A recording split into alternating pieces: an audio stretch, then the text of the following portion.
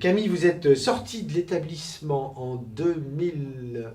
Nous serions très intéressés de savoir ce qui s'est passé avant que vous arriviez dans l'établissement, ce que vous avez fait à l'intérieur du lycée Albert Demain, et puis ce qui s'est passé après. Moi, je viens d'une filière générale. À la base, je voulais aller en S, donc j'avais pas la moyenne pour, donc j'ai redoublé.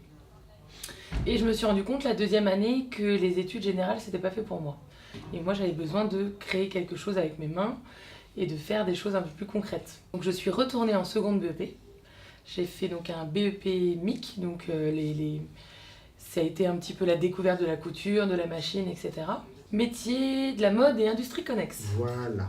Après, donc, je suis allée en BT, donc un bac technique, donc vêtements et création sur mesure. Donc là, j'ai fait flou et tailleur féminin. Et j'ai voulu compléter tout de même pour avoir un bac plus 2, donc un BTS, avec un BTS IMS, industrie des matériaux souples. Donc depuis j'ai travaillé, alors j'ai voulu vraiment découvrir un peu tous les métiers qui m'étaient possible de faire. J'ai fait contrôle qualité. J'ai travaillé donc dans le sous-vêtement, j'ai fait du costume et je suis revenue aussi professeure Albert Demain. J'ai travaillé aussi un peu pour les créateurs dans le sentier. Et là, dernièrement, je reviens dans la haute couture. Cette année, j'ai travaillé donc, dans le prêt-à-porter de luxe, j'ai fait l'OEB. J'ai travaillé pour Chanel dans le prêt-à-porter également. En haute couture, j'ai travaillé pour Alexis Mabille, pour Stéphane Roland.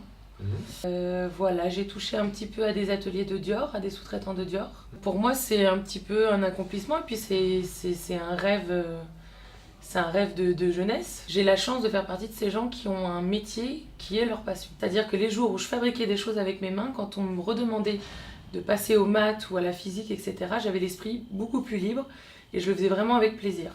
Chose qui me manquait quand j'étais en seconde générale, c'est-à-dire que je suis vraiment arrivée à me lasser. C'est-à-dire que j'emmagasinais des savoirs qui, pour moi en plus, n'étaient pas concrets.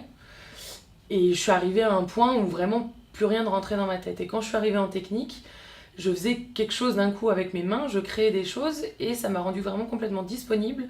Et en plus, ça m'a permis de rendre concrètes ces choses qui étaient les maths, la géométrie, etc., qui sont complètement indispensables à ce métier. Il y a des gens qui ont besoin et qui sont doués pour ça, pour fabriquer avec leurs mains, pour créer, pour réfléchir à des choses concrètes.